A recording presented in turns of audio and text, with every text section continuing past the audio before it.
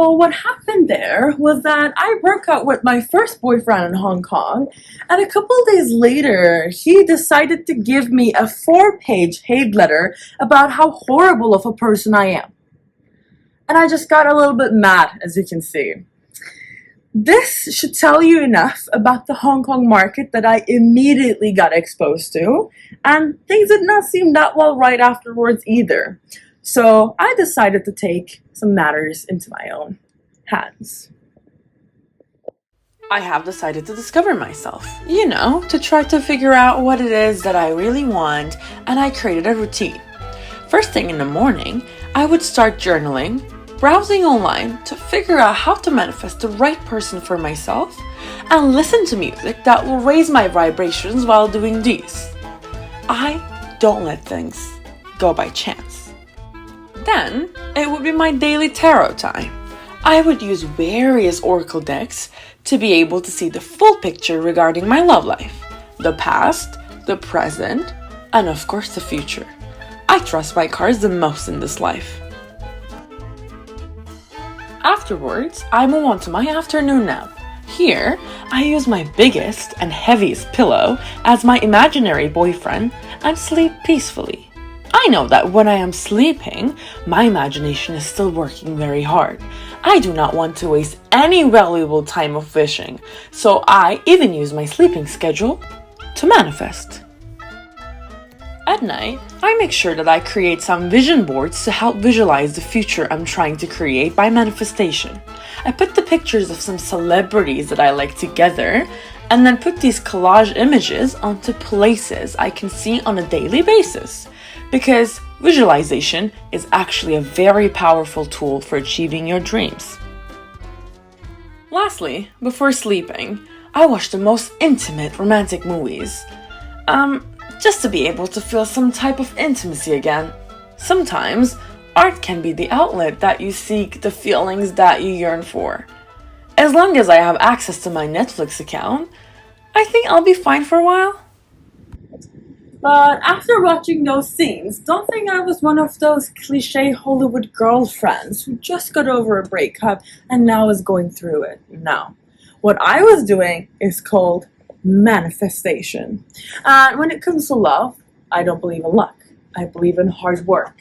In this case, hard work means manifesting the life that I want for myself, therefore the man, the soulmate, the twin flame that I want for myself.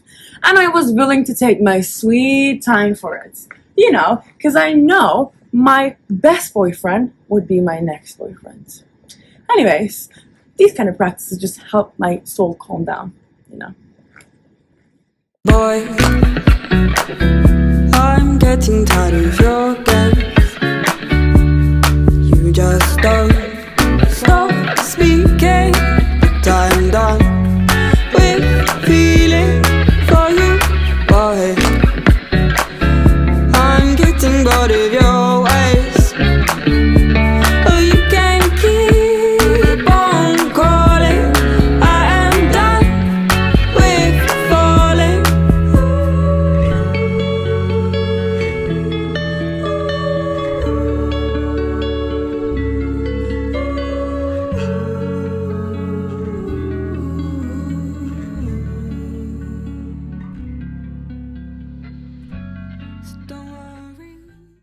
I am proud to take the road that Hong Kong was pushing me towards. Hong Kong was saying, you know what, I'm not going to give you the boyfriend that you want, and you have to go towards that healing journey where you're like, find yourself, find who you are, find like what you really want to do in life.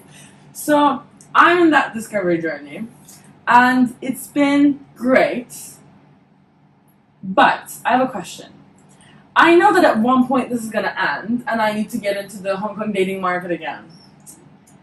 And I'm not very hopeful about that. So I want to ask you, how are your experiences, and what would you suggest me to do when I get back? Don't.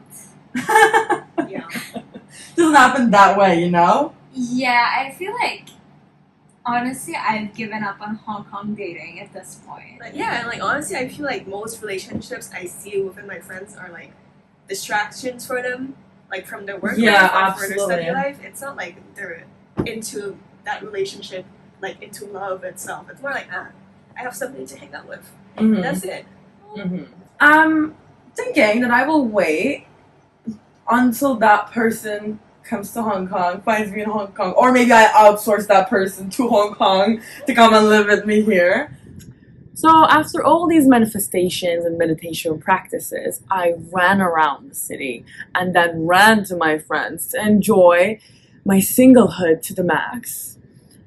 You know, it was a great journey. I healed, I solved so many traumas. But after a certain point, things just get a little bit boring, a bit more stagnant, and I got a bit worried, I guess, about where this journey was headed towards.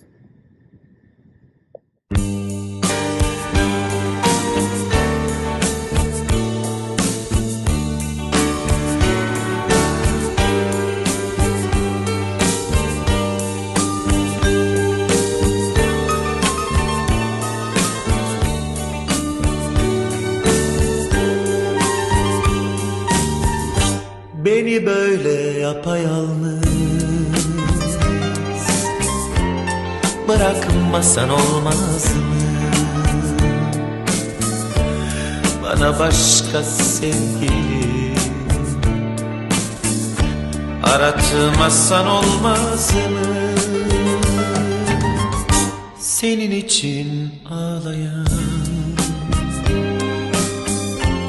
şu zavallı İnsan bir kere olsun arayıp da sormaz mı? Aşktan kaçılmıyor, yalnız yaşanmıyor, yine seveceğim.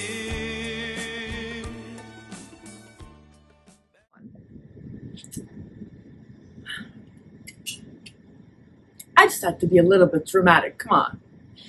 Anyways, deep down, I know that each dip to the bottom is actually a great opportunity for me to have a breakthrough.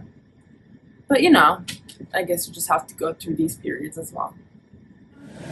I was actually thinking about these kind of like relationship traumas and patterns that we inherit from our parents. And for me, I think the one thing that I inherited is the lack of relationship and maybe being afraid of staying single, because my parents got divorced when I was very young and they both stayed single for a very long time, and I grew up with family members or like family friends around me that were also either divorced or single. And I think growing up without a good like idolized relationship took a toll on me, and I didn't realize how much of a burden it became for me. It scared you. It definitely did scare me a lot. It was a paralyzing fear that I so constantly feared. But I think for me, my relationship was formed in a very different way. So I grew up in a place where my parents didn't show any affection to each other because they didn't love each other very much, and they didn't show that much affection to me or my brother. So what happened was my concept of love was very warped. It felt weird to hug my friends. It felt weird to hug my boyfriend. And all of the love that I ever received in my life was either temporary or conditional. So I didn't know what it's like to receive unconditional love until recently. And it's been an interesting journey to lead to that. Yeah, I think we all came to Hong Kong at a fairly later age, like 18, 19, with so much hope that we will find the love that we're so desperately looking for, to only realize that actually nobody was in the mood for love. But I think it was for the better, for the best. When we met each other, I think we had this vision of the possibilities of who we could become. Yeah. But I think ever since, that definition has expanded so much. Yeah. And I think now the possibilities are almost endless. Exactly. I think we have like more rigid ideals of who we want to be and who we want to be with. And it's like as those dreams get crushed, it actually liberated us even more in ways that we couldn't think of.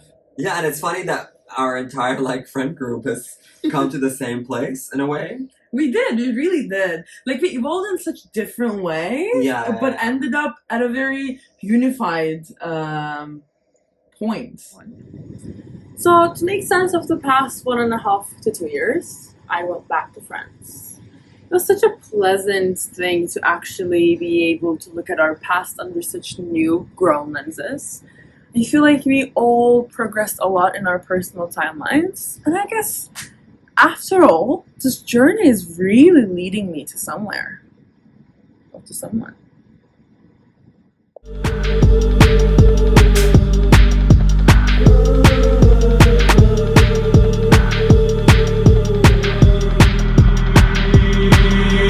Give me love, give me love, give me love, give me love when I'm gone,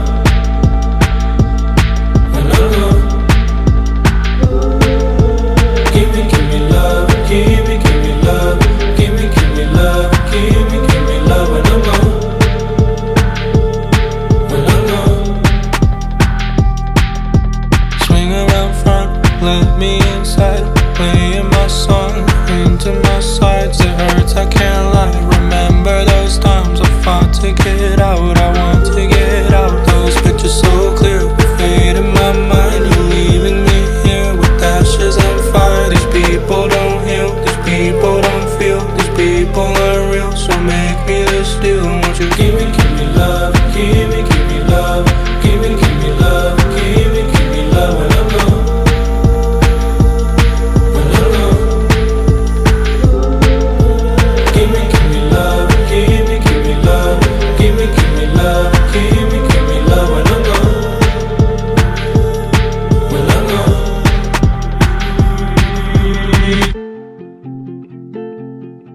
Look into your heart and let me know.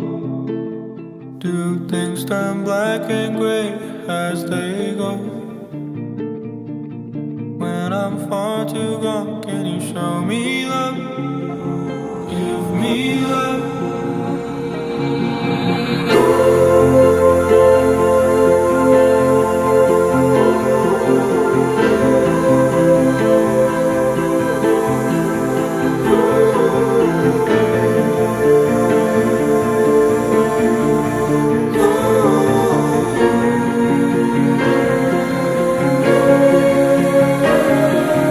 Caught in a river of records and dreams. Oh, will you keep up with me? Everyone's looking for someone to hold, but I can't let you go.